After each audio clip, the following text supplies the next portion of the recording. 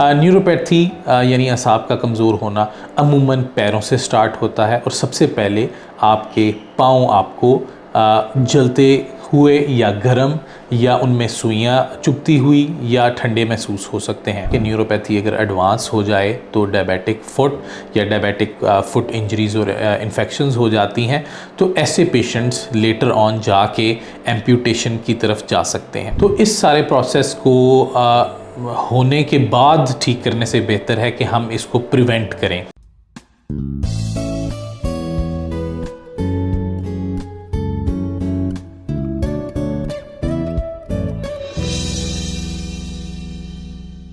अस्सलाम वालेकुम, मेरा नाम डॉक्टर गौहर महमूद अज़ीम है और मैं एक कंसल्टेंट न्यूरो फिजिशियन और स्ट्रोक स्पेशलिस्ट हूँ।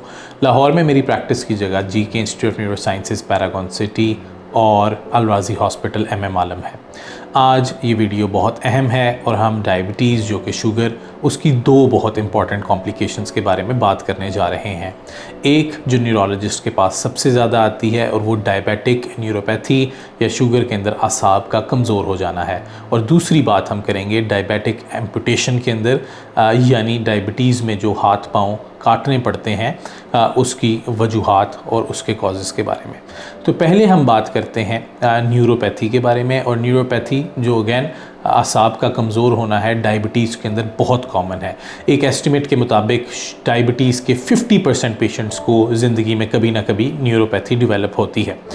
न्यूरोपैथी यानी असाब का कमज़ोर होना अमूमन पैरों से स्टार्ट होता है और सबसे पहले आपके पाँव आपको जलते हुए या गर्म या उनमें सुइयाँ चुभती हुई या ठंडे महसूस हो सकते हैं।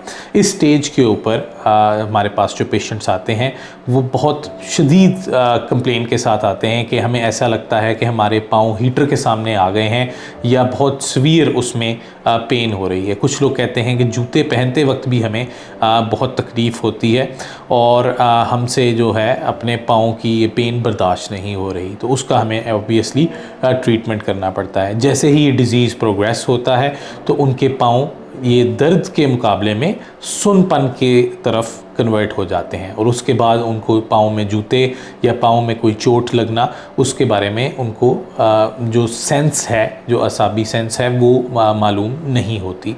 ये बहुत सी कॉम्प्लिकेशंस की तरफ लीड करता है। सबसे ज़्यादा सुन होने के बाद डायबिटिक फुट की प्रॉब्लम्स बनती हैं और पाँव पर ज़ख़म और पाँव के ऊपर जो है वो इन्फेक्शंस का चांस बहुत ज़्यादा बढ़ जाता है।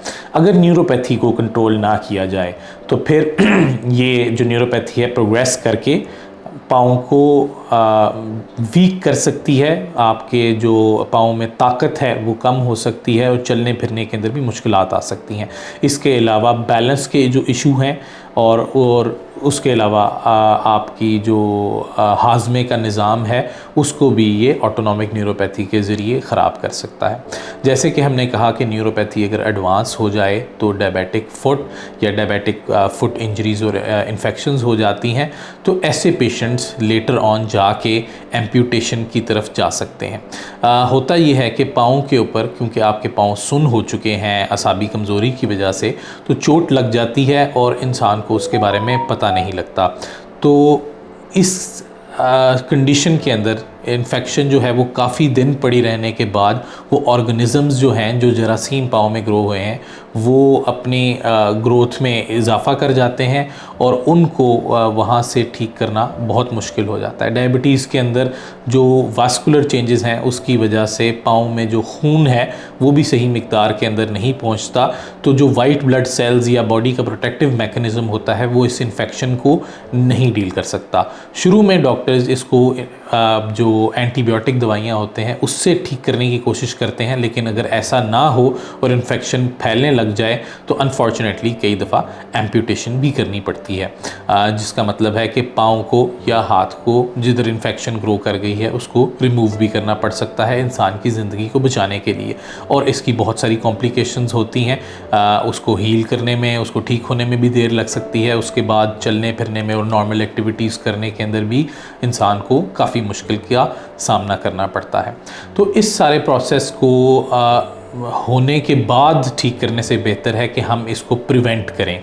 और प्रिवेंशन के अंदर सबसे इम्पॉर्टेंट ये है कि आप अगर डायबिटिक हैं तो रेगुलरली अपनी ब्लड शुगर की चेकअप करें, और उसको चेक करने के लिए डेफिनेटली खाली पेट और खाने के बाद दोनों लेवल्स इंपॉर्टेंट होते हैं, और उनको नॉर्मल रेंज के अंदर लेके आना आपके लिए बहुत अहम है। बहुत सारे लोग ऐसा करते हैं कि काफ़ी अरसे अपनी शुगर को चेक नहीं करते और उनका शुगर लेवल बहुत एरेटिक और ख़राब रहता है।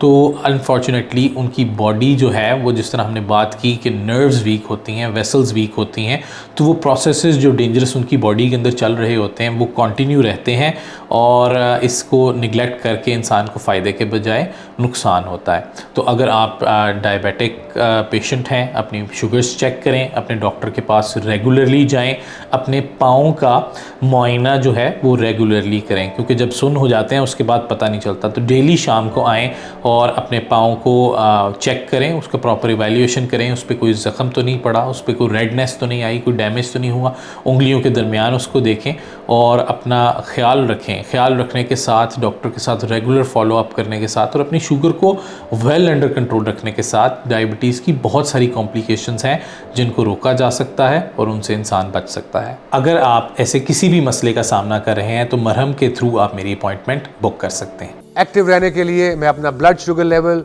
बाकायदगी से चेक करता हूँ और ख्याल रखता हूँ अपनी एक्सरसाइज, डाइट और मेडिकेशन का, और ये सब मैनेज करता हूँ माई शुगर ऐप से, जिससे मैनेज करता हूँ मैं अपनी शुगर रीडिंग्स का डाटा, क्योंकि शुगर इन चेक तो जिंदगी in check. Download my sugar app now.